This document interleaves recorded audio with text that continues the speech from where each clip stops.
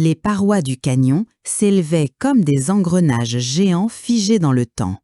Cora Koala savait que Grit était piégé quelque part au fond. Le canyon tic-taquait comme une montre géante et Cora était à court de temps.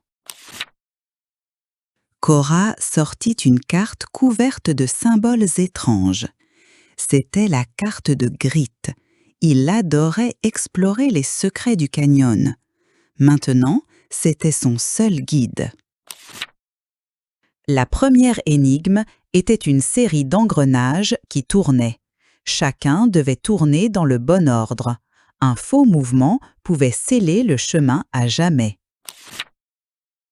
Elle se souvint des mots de Grit. « Écoute le rythme du canyon ».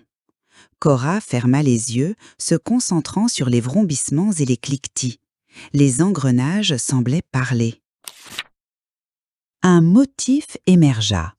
Petit, grand, moyen, pause. Cora ajusta rapidement les engrenages. Avec un grondement, une porte cachée s'ouvrit en coulissant. Le défi suivant impliquait une série de plaques de pression. Chaque plaque déclenchait un son d'orgue différent. La mélodie correcte ouvrirait la voie. Cora se souvint d'une berceuse que Grit fredonnait souvent.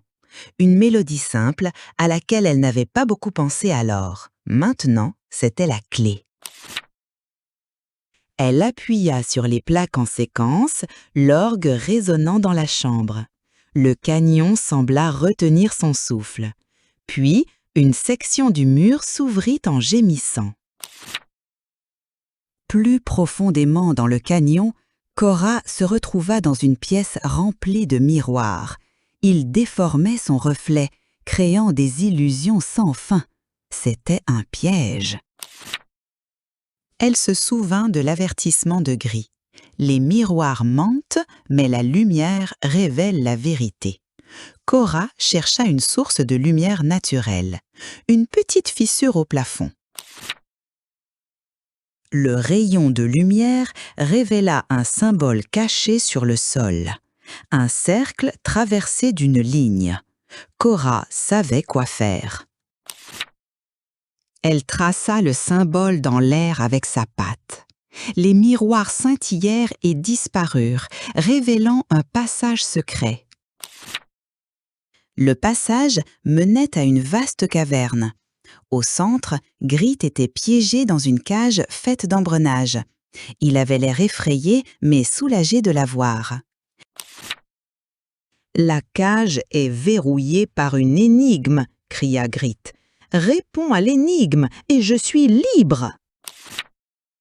L'énigme était inscrite sur la serrure. « J'ai des villes, mais pas de maisons, des forêts, mais pas d'arbres, et de l'eau, mais pas de poissons. Qu'est-ce que je suis ?» Cora fit les 100 pas, réfléchissant intensément. Des villes, des forêts, de l'eau, qu'est-ce que ça pouvait être? Grit rebondissait anxieusement, ses yeux papillonnant autour. Soudain, Cora se souvint d'un livre en lambeaux que Grit emportait toujours avec lui. Un livre de cartes, c'était la réponse! « Une carte !» cria Cora. Elle traça le mot sur la serrure. Avec un clic, la cage s'ouvrit. Grit bondit hors de la cage, serrant Cora dans ses bras. « Tu l'as fait! Tu m'as sauvée !» Ensemble, ils naviguèrent à travers les énigmes restantes avec facilité. L'intelligence de Cora et l'énergie de Grit les rendaient inarrêtables. Ils contournèrent des engrenages qui tournaient, résolurent des énigmes musicales et évitèrent des pièges à miroirs délicats. Finalement, ils atteignirent l'entrée du canyon.